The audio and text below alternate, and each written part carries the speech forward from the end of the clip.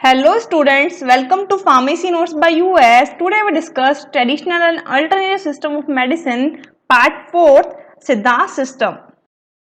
We discuss Siddha system of medicine.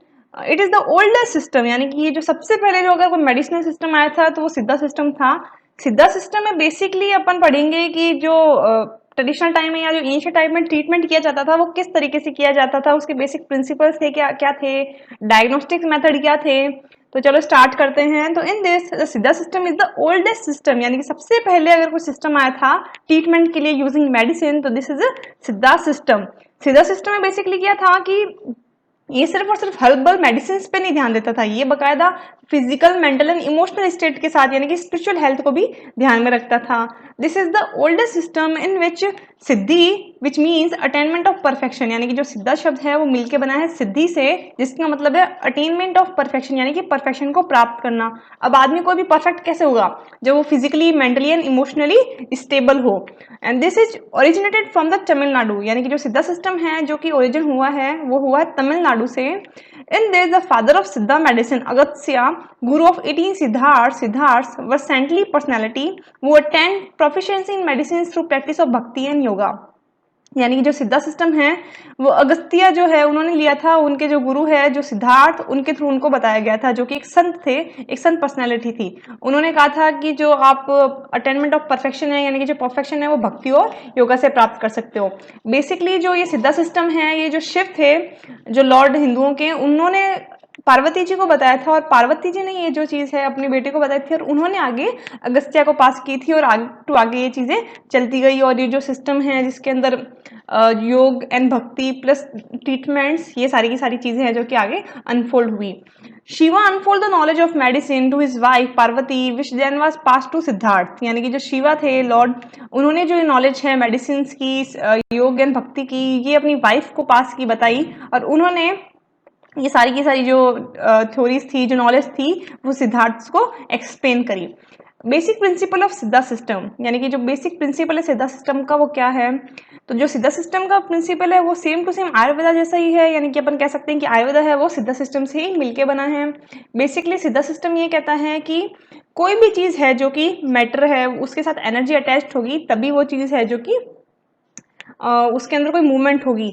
तो उसके अंदर उन्होंने ये कहा कि जो मैटर है दुनिया में, कोई भी चीज, कोई भी कंपाउंड, कोई भी एलिमेंट, चाहे वो ह्यूमन बीइंग हो, प्लांट हो, एनिमल्स हो, तो उसके अंदर matter which represents Shiva and energy represents Parvati, यानी कि everything in the universe made up of 5 basic elements which may be matter और एनर्जी।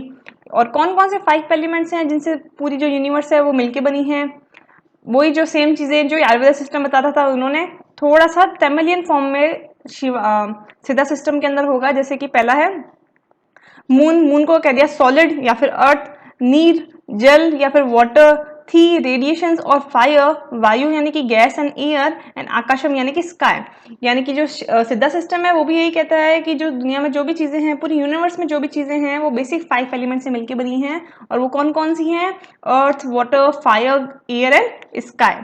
यानी कि ये सारी की सारी चीजें हैं जो अपनी बॉडी के अंदर है, बैलेंस कर रही है। और अगर इनमें थोड़ा बहुत इम्बैलेंस आता है तो जो पर्सन है वो नॉर्मल से अनहेल्दी कंडीशन में चला जाता है। फिर अपन बात करते हैं इनके त्रिदोषास की। तो सेम एज आयुर्वेदा सिद्धा के अंदर भी वो त्रिदोषास हैं जो कि बॉडी के सारे फंक्शंस को कंट्रोल करते हैं, जो कि इन 5 एलिमेंट्स के कॉम्बिनेशन से बने होते हैं।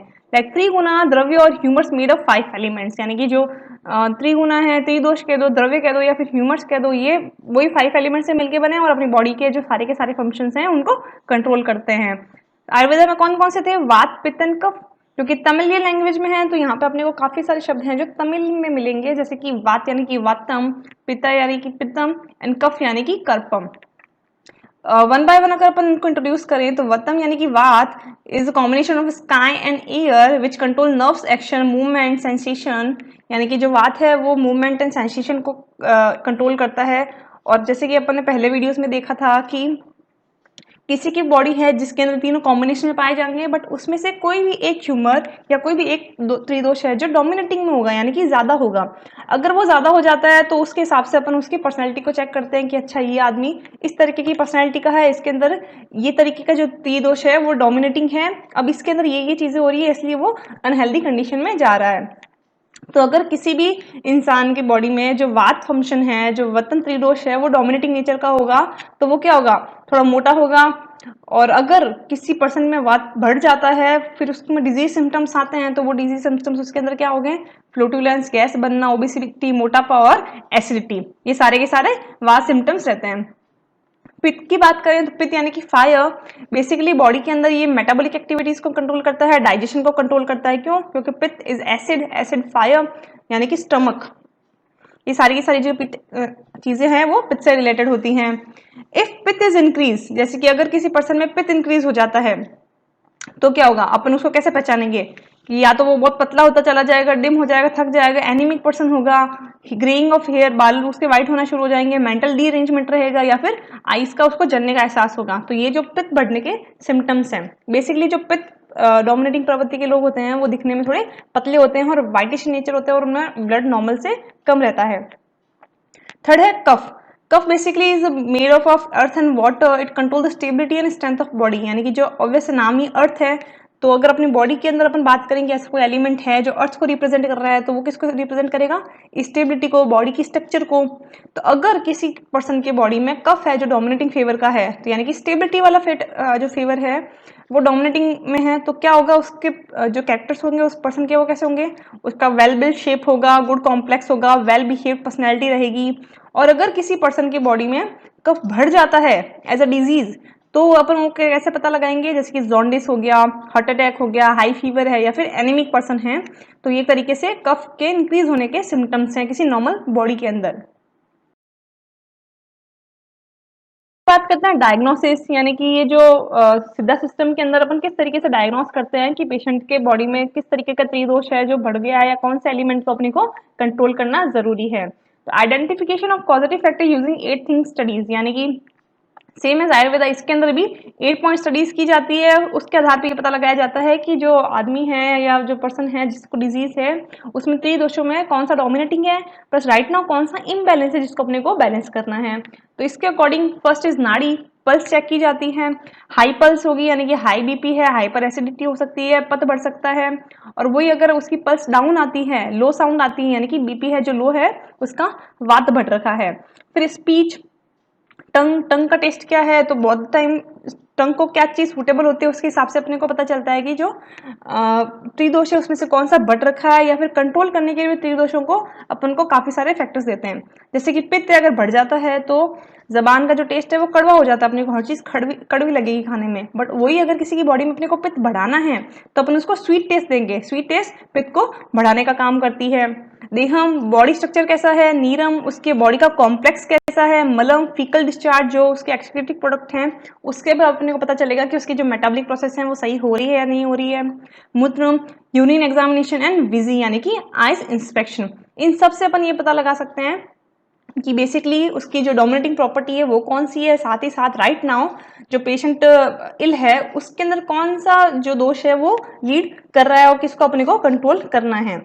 ट्रीटमेंट की अगर बात करें तो बेसिकली सीधा सिस्टम के अंदर भी यही है कि आप रूट कॉज पता करो डिजीज का, ताकि डिजीज को जड़ से ही खत्म कर दिया जाए। बेसिकली दो तरीके से ट्रीटमेंट दिए जाते हैं यहाँ पे, by substituting the drugs of the same constituent यानी कि गुण। यानी कि ये माना जाता है कि जैसे कि अपन पहले कुछ वीडियोस में सिस्टम्स में पढ़े थे कि बॉडी के अंदर क्या सिम्टम्स आ रहे हैं, वैसे के वैसे मेडिसिन भी खाने पे सिम्टम्स देती है एक हेल्दी पर्सन में। तो वो जो सेम गुण वाली सिस्टम है, सेम गुण वाला जो आदमी जो हरकतें कर रहा है सेम गुण वाली, वैसे की वैसे अगर अपन मेडिसिन दे दें और अगर वो कम है तो क्या होगा, वो जो त्रिदोष है वो बैलेंस हो जाएंगे। और वही अगर त्रिदोष है जो अति हो रखे हैं तो उसके ऑपोजिट कॉम्बिनेशन वाली है जो गुण की हर्ब्स या फिर ड्रग्स दे दो तो उसका जो त्रिदोष है वो शांत हो जाएगा। दूसरा, करेक्शन ऑफ इम्बैलेंस, जो इम्बैलेंस हो रखा है वात पित्त ऑफ कफ में ड्यू टू सिम्टम्स या ड्यू टू किसी भी चीज से, उसको करेक्ट करना है। अब करेक्ट करने का तरीका क्या रहेगा, कम है तो उसको बढ़ाने की हर्ब्स दे दो, और डाउन है तो उसे सॉरी और ज्यादा है तो उसे घटाने की हर्ब्स दे दो। फॉर्मुलेशंस की बात करें कि भाई सीधा सिस्टम के अंदर बेसिकली फॉर्मुलेशंस कैसी कैसी होती हैं, तो नॉर्मली इसके अंदर भी सॉलिड, सेमी सॉलिड और लिक्विड फॉर्मुलेशन रहती हैं, जिसमें कासियम यानी कि डिकॉक्शन, चूर्ण यानी कि पाउडर, तेलम यानी कि मेडिकेटेड ऑयल, चंद्रम यानी कि मेटल कॉम्प्लेक्स एंड भस्म यानी कि कैसिनेटेड ड्रग्स। यानी कि इसके अंदर भी तीन तरीके के सोर्स हैं, एक है हर्बल, एक है प्लांट्स एंड दूसरा है मिनरल्स। मिनरल्स के अंदर भी मोस्टली जो मेटल्स होती हैं लाइक गोल्ड, सिल्वर, उनके थ्रू इसके अंदर ट्रीटमेंट किया जाता है।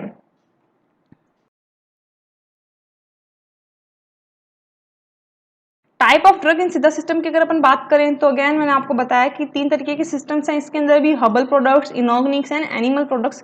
हर्बल प्रोडक्ट्स को यहाँ पे क्योंकि तमिलियन ने सबसे पहले इसको फाउंड किया था तो थवारम कहते हैं, इनऑर्गेनिक सब्सटेंस को थाड़ू कहते हैं एंड एनिमल प्रोडक्ट्स को कहते हैं जगामम। तो बेसिकली ये जो 3 तरीके के जो मेडिसिन होते हैं वो सिद्धा सिस्टम्स में आते हैं और काफ़ी जो मेन यूज किए जाते हैं सिद्धा सिस्टम में एज अ हर्ब्स। उससे अगर अपन एग्जांपल की बात करें like papaver somniferum which is known as abini in Siddha system, स्ट्राइगोसनक्स vomica, अथी, यूफोबिया नेरिफोलिया हेल्कली, नेरियम इंडिकम अलारी, धतूरा, गोमाथाई एंड अलोरा बार्बेडेंसिस राथाफोलियम। यानी कि बेसिकली जो सिद्धा सिस्टम है वो इस चीज़ पे बेस है कि आपको मेडिकल ट्रीटमेंट तो दिया जाएगा ही जाएगा, साथ ही साथ जो आपकी मेंटल स्टेट है using medication, using yoga and siddhi, आपको उसको भी बैलेंस करना है, तभी जाके आपकी जो बॉडी है वो वेल बैलेंस हो पाएगी और एक हेल्दी या फिर आप एक परफेक्शन को पा पाओगे। I hope you understand and enjoy the video. Please like, share and subscribe. Thank you.